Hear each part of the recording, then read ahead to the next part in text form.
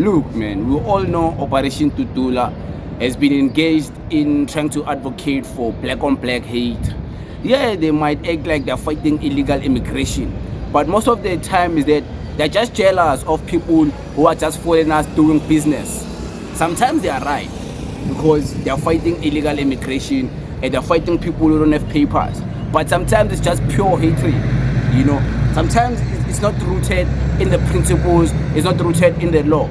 But I want to play a clip to you guys of one of the Operation DUDULA leaders confronting a Pakistani tuck shop owner. And I want you guys to listen to what he was saying, how he was conducting himself. And then I'll share my thoughts afterwards, because I believe there's plenty of information you can get from the clip I'm about to play you. And it's very interesting wisdom. Take a listen. Listen to me. In terms of Immigration Act, Section 15, you are not allowed, permitted to own a Spaza shop. Spaza shop are only reserved.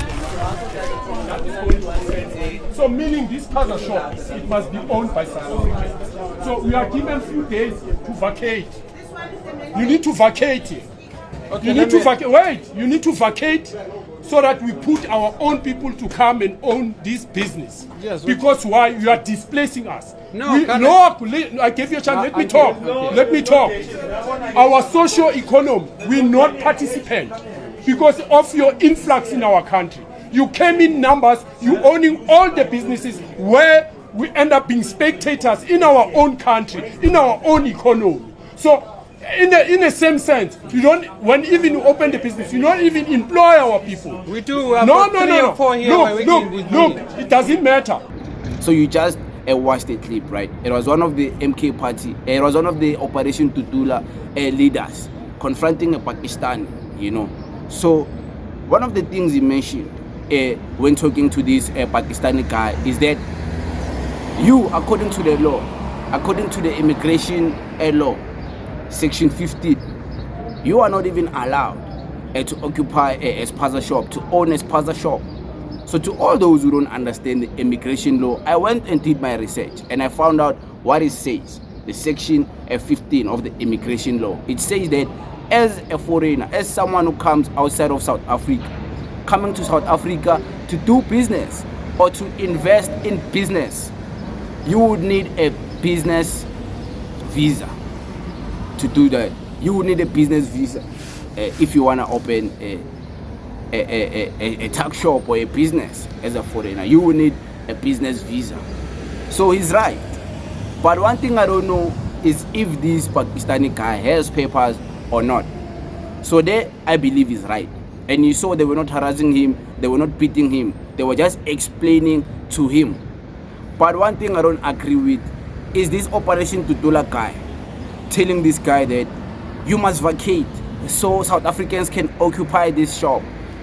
We all know this guy, if he vacates, there's no South African who's going to occupy that shop. Let's be realistic. How many foreigners have left shops? The shops are still empty there. No South African has occupied those shops. So I don't agree with that, because that's a lie. It's a misconception that if these people leave these shops and these shops are empty, then a South African is going to come, occupy and sell. Come on, man, that's not true. We have seen plenty of shops, a Kasi, a Josie, where foreigners left, and then there was no South African to occupy that shop until another foreigner came, because maybe he was business minded more than our local people. So that one, I don't believe, South African people are gonna occupy these shops, man. Nakhona, why do you have to occupy a shop that a foreigner left? Why can't you create your own shop? Why are you waiting for someone to leave so you can start why don't you do business and compete with these same foreigners?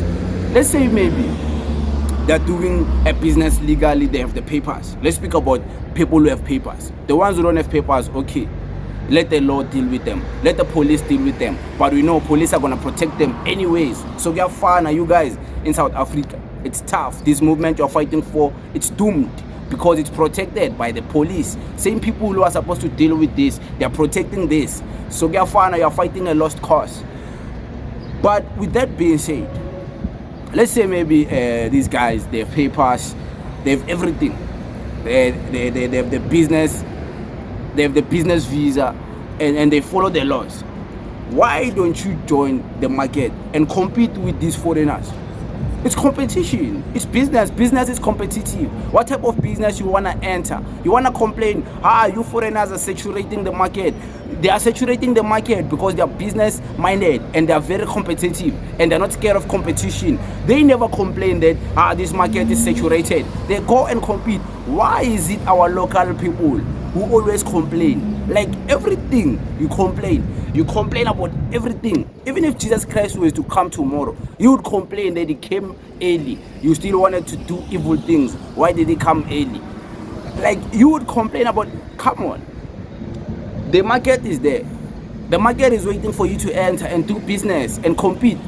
Let me tell you something, as my South African people, something no one will tell you, not even Mr. Gates and McKinsey will tell you. The market doesn't care about you, doesn't care about how you feel, doesn't care about what you think about the business model or the saturation of that market.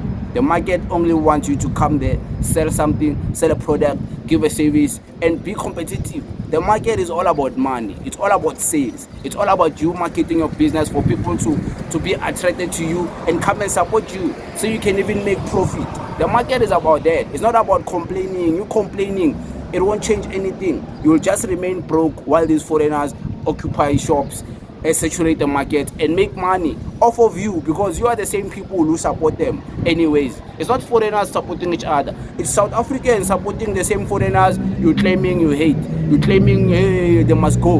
But you're the first one to go to them in the morning to buy obisi, to buy bread, to buy whatever. You support them, guys. Come on, you support them. That's the truth. You support them. You want me to take videos of South African people supporting foreigners so maybe you can believe it. But we all know, like, you have seen it. Even you probably, who's watching there, you also support, you buy from them. Otherwise, how would you know this food, they are expired if you were not buying from them? So you bought from them and you realize, oh, this other product, it was expired. Probably you ate it anyway, expiring. Yeah, but it is what it is, you know. So, yeah, I wanted to just point out a few things from the clip I just played of Operation DUDULA. They are right to speak about that immigration law and the Section 15. Whatever that guy said is right. But if you have a business visa, no one should attack you. If you have the proper documentation, no one should come to you and try to harass you as a foreigner because you have the documents. Home Affairs is calling you guys to come there and get documents. Get documented, get the visas, get the permits, get the asylums. They are calling you there, you know, to get a permit. So it's also up to you guys as people who come from outside, foreigners. It's also up to you guys, for you guys to go to Home Affairs and do things right. Do things right because look now, South Africa now is going crazy because of you guys. So you can also contribute into the solving of the problem, you know. So yeah. Talking to everyone, you guys also foreigners, you must do the right thing. But me, I don't hate you guys. Me, I'm not as xenophobic and I'll never be. But it is what it is. Thank you very much.